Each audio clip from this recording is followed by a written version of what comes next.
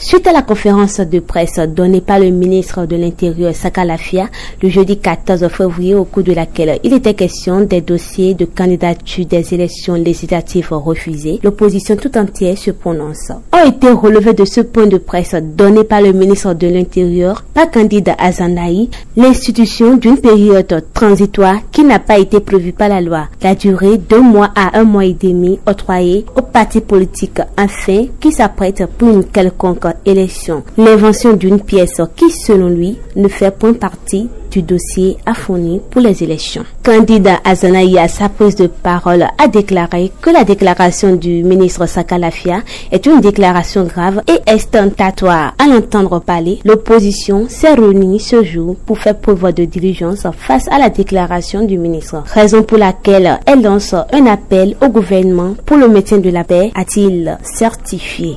Déclaration des forces politiques de l'opposition sur la situation nationale. C'est dans le souci d'éviter l'impasse électorale en préparation et le désir de maintenir durablement la paix dans notre cher pays que l'ensemble de la classe politique de l'opposition lance un appel au gouvernement à 1. Annuler sans délai l'introduction frauduleuse du dit certificat de conformité inventé par la Cour constitutionnelle dans sa décision EL 19-001 du 1er février 2019 et n'ayant aucune base légale, ne figurant ni dans la charte des partis politiques, ni dans le code électoral. 2.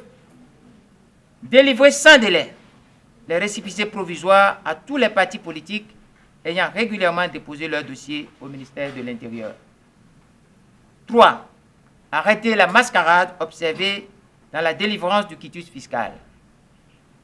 La Cour constitutionnelle, la Commission électorale nationale autonome, en introduisant subrepticement le certificat de conformité, viennent ainsi de se discréditer et de se disqualifier dans le processus électoral, nous conduisant aux élections législatives du 28 avril 2019 dans un climat qui manque de sérénité et de transparence.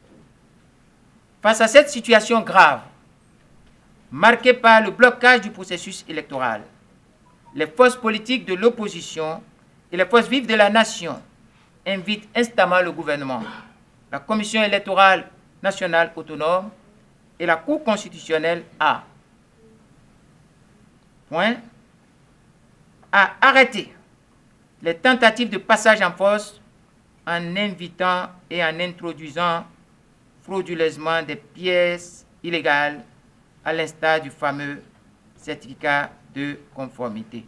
L'ancien président Dr Thomas Boniyayi, aussi présent à cette conférence de presse, à sa prise de parole, a exprimé son mécontentement face aux actions en vue qui, selon lui, sont pour empêcher l'opposition de participer aux élections. Et pour finir, il a mentionné la fraude d'achat des cartes d'élection par 2 grandes formations politiques dont il n'a pas mentionné les noms. Je continue de dire que vu ce que je vis aujourd'hui, ce que mon peuple, le peuple béninois vit aujourd'hui, je suis triste. Et je confirme que ce code est le pire qui soit dans notre sous-région et sur le continent. Et qu'il est temps de lancer d'abord un sursaut national et patriotique. Patriotique, je dis bien. Pour que légalement nous puissions remédier à cela.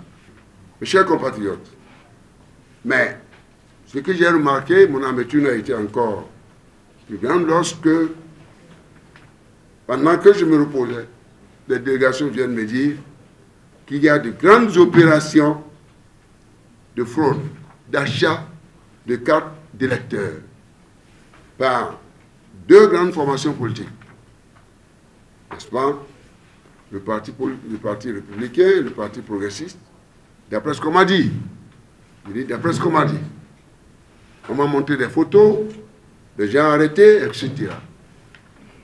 Et en faisant des enquêtes sur des enquêtes, avec les informations qui me parviennent aujourd'hui, nous ne sommes pas à moins d'1 million de cartes qui sont achetées et accompagnées par des registres qui circulent, où on demande dans certaines localités d'écrire les noms en piquant les informations importantes dans les cartes d'électeurs. Et on leur dit d'appuyer, de poser leur pouce, leur empreinte pour récupérer leur empreinte personnelle. C'est dans mon pays, premier, à avoir organisé la conférence nationale, que ça se passe. Mes chers compatriotes, je suis triste. Il appelle le peuple béninois à une vigilance à cette pratique.